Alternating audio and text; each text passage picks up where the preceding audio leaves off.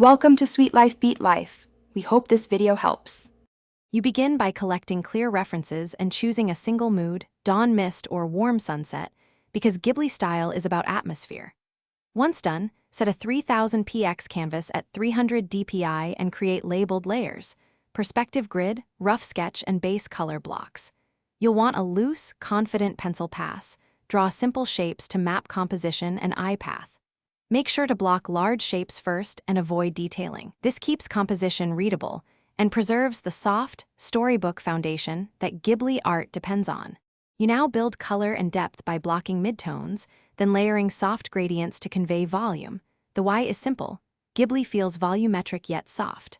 Next, paint key light sources and add a warm fill to unify the palette. Use overlay for warmth and multiply for shadows. Once those are stable, introduce textures with scanned watercolor washes or grain brushes on a climbable opacity layer. Make sure to vary brush hardness. Sharper edges read foreground, softer edges push forms back, creating that signature cinematic depth.